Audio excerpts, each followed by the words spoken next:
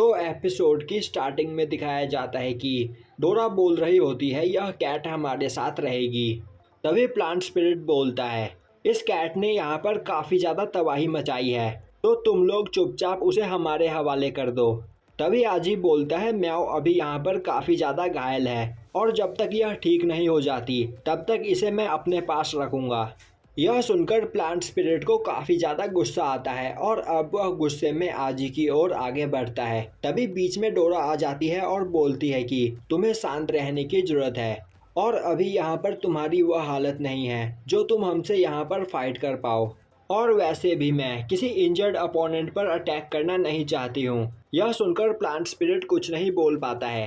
तभी हाना बोलती है कि आजी, तुम्हें जल्द ही पता चल जाएगा कि तुमने एक अच्छे दोस्त को छोड़कर एक बुरे दुश्मन को चुना है।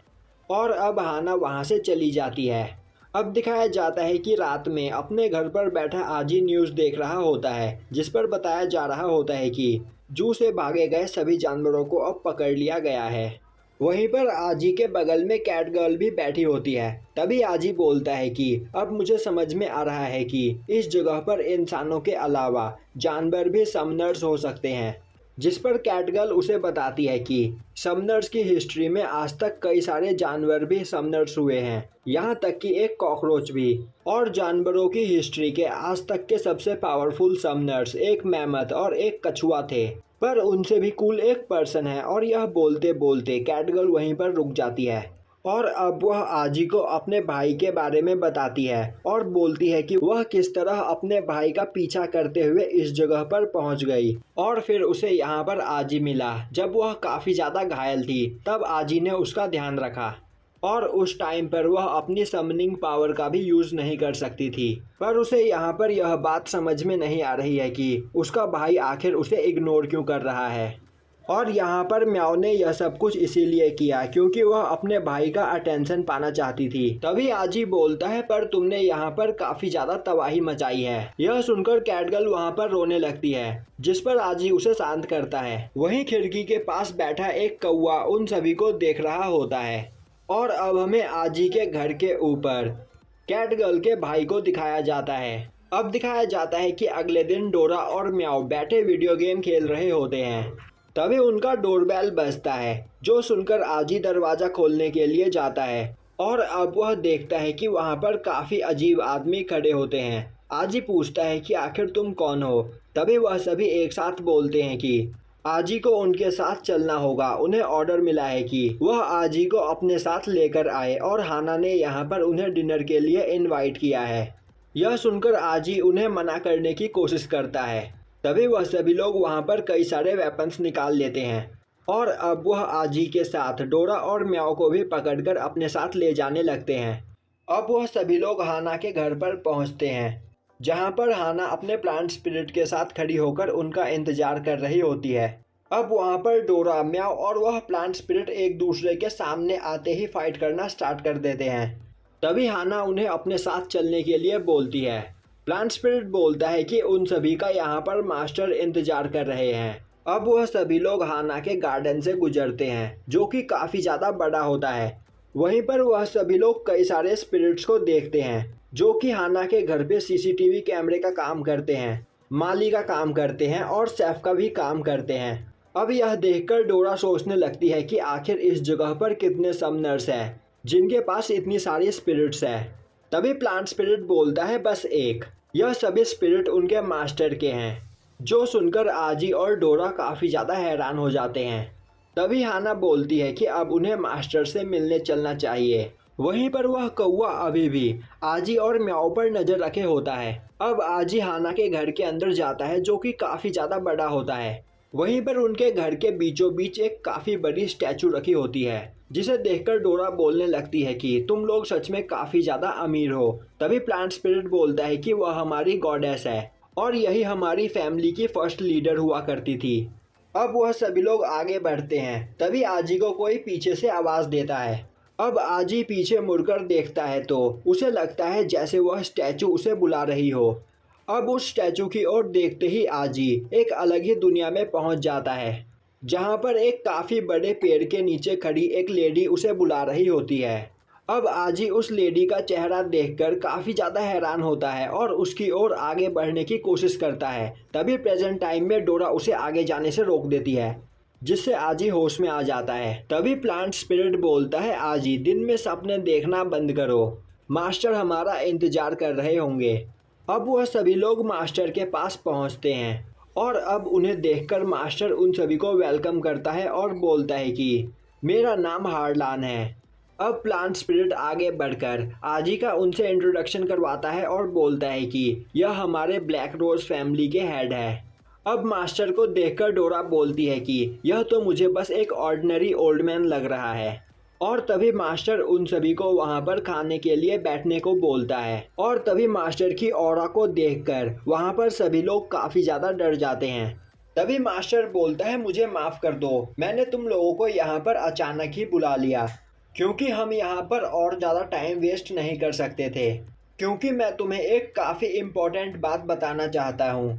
तुम्हें यह बात तो पता ही होगी कि हर चीज़ के अंदर एक स्पिरिट होती है और अगर हम लेजेंड की बात माने तो उन सभी स्पिरिट का सोर्स एक क्रिस्टल है। और जिस तरह इस दुनिया में गॉड और इवल एग्जिस्ट करते हैं, उसी तरह एशियन टाइम में समनर्स को दो पार्ट्स में डिवाइड किया गया था। एक जिनके पास नेचर की पावर होगी और वह अपनी पावर का यूज़ इस दुनिया को प्रोटेक्ट करने में करेंगे और उन्हें वॉचर्स के नाम से जाना जाता था। वहीं उनके अपोजिट साइड में जो समनर्स थे, उनके पास अपनी कोई स्पिरिट नहीं थी, वह दूसरे लोगों को मारकर उनकी स्पिरिट उनसे छीना करते थे और वह लोग इस पूरी दुनिया पर राज करना चाहते थे, जिन्हें डिस्ट्रॉयर के नाम से जाना गया। और यहाँ पर तुम काफ़ी ज़्यादा लकी हो जो पहले हमने तुम्हें ढूंढ लिया, पर अब यह तुम पर डिपेंड करता है कि तुम एक वॉचर बनते हो या एक डिस्ट्रॉयर। तुम इस दुनिया को प्रोटेक्ट करना चाहते हो या डिस्ट्रॉय, अब यह तुम्हारा डिसीजन होगा। तो आज ही तुम क्या बनना पसंद करोगे? तभी डोरा बोलती है कि वह अवेंजर्स बनना पसंद करेगी। अब आजी डोरा को वहाँ पर शांत करता है और मास्टर से माफ़ी मांगने लगता है। तभी आजी बोलता है कि मेरी मदर ने मुझसे एक बार कहा था कि मैं माफिया को ज्वाइन करूंगा, पर मेरे फादर ने ऐसा करने से मना किया था और वैसे भी मुझे वॉयलेंस बिल्कुल भी पसंद नहीं। यह सुनकर मास्टर हंसते हुए बोलता है, तो अब तुम आगे क्या करोगे? और वैसे भी जब तुम 5 साल के थे तब तुम्हारे पेरेंट्स ने तुम्हें छोड़ दिया था और तभी से तुम अकेले रह रहे हो। तुम एक जीनियस स्टूडेंट हो और दो पार्ट टाइम जॉब करते हो और उस दिन के बाद से अपनी आइडेंटिटी को छुपाने के लिए तुमने अपने बालों में कलर करना स्टार्ट कर दिया और उस दिन के बाद से तुम एक ऐसी लाइफ जीने लगे जैसे तुम्हें इस दुनिया से कोई भी मतलब ना हो। यह सुनकर आजी काफ़ी ज़्यादा हैरान होता है। तभी मास्टर बोलता है कि मुझे तुम्हारे बारे में सब कुछ पता है और तुम्हारे पेरेंट्स की फ़ोटो अभी भी तुम्हारे वॉलेट में है। और कहीं तुम यह तो नहीं सोच रहे कि आजकल जो तुम्हारे साथ हो रहा है वह बस कोई कोइंसिडेंस है? तुमने रामन बनाकर डोरा को समन किया, जिसके बाद तुम एक समनर बन गए। आखिर डोरा है कौन? और तुम्हारे पेरेंट्स के बारे में तुम यहाँ पर अभी कुछ भी नहीं जानते हो, पर मैं तुम्हें बताना चाहता हूँ कि यह सभी चीज़ें एक दूसरे से कनेक्टेड है।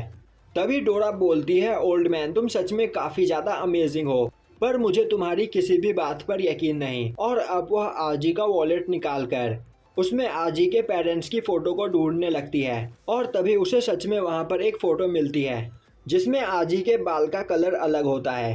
अब डोरा बोलती है, तो यहाँ पर ओल्ड मैन ने जो भी कुछ तुम्हारे बारे में कहा, क्या वह सब कुछ सच है?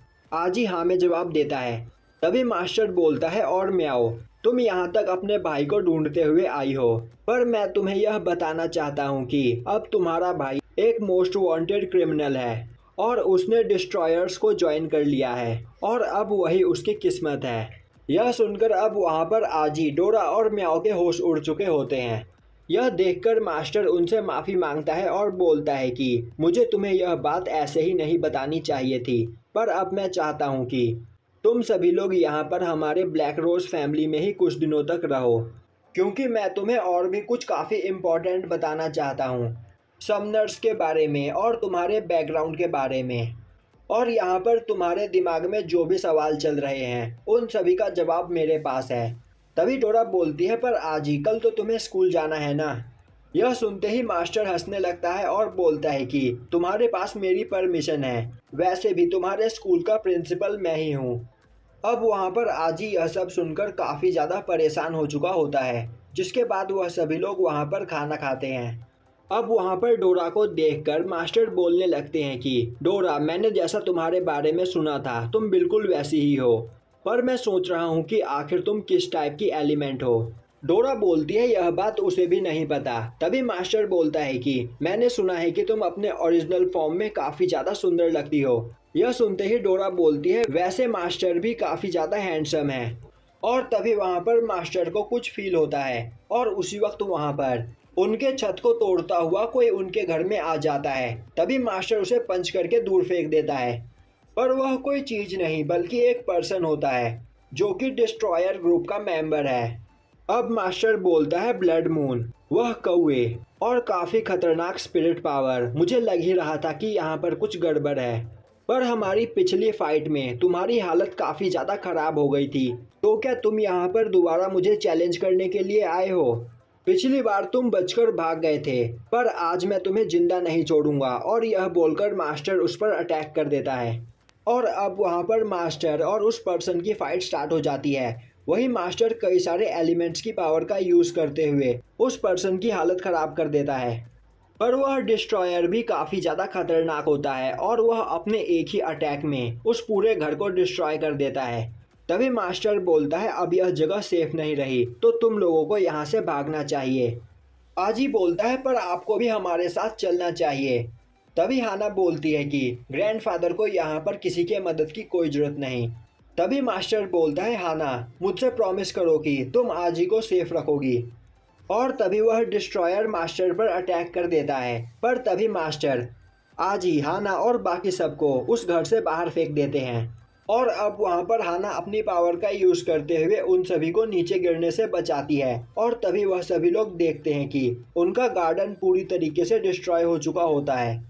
और अब वहाँ पर भागते हुए कुछ स्पिरिट आते हैं जो हाना को देखकर उसे वहाँ से भागने के लिए बोलते हैं।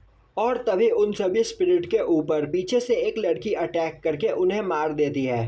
अब यह देखकर हाना को काफ़ी गुस्सा आता है और अब वह उस लड़की पर अटैक करने लगती है, पर वह लड़की काफ़ी आसानी से हाना के अटैक को डिस्ट्रॉय करते हुए हाना की ओर आगे बढ़ती है। यह देखकर आजी बोलता है हम सभी को यहाँ पर मिलकर फाइट करना होगा। और उसी वक्त वह लड़की उनकी ओर कई सारे बॉम्ब्स फेंक देती है, जिससे वह सभी लोग काफ़ी मुश्किल से बचते हैं। वहीं पर हाना अभी भी उस लड़की से फाइट कर रही होती है।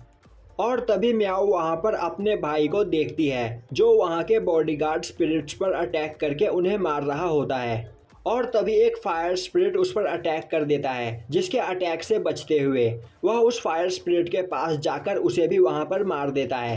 और तभी उसकी नज़र म्याओ पर जाती है, जिसे देखकर म्याओ अपने रियल फॉर्म में आते हुए अपने भाई की ओर आगे बढ़ती है, पर तभी उसका भाई उस पर अटैक करके उसे भी वहाँ पर घायल कर देता है। यह देखकर म्याओ को कुछ भी समझ में नहीं आता है और वह दोबारा अपने कैट फॉर्म में आ जाती है। और यहीं पर यह एपिसोड ख़त्म हो जाता है।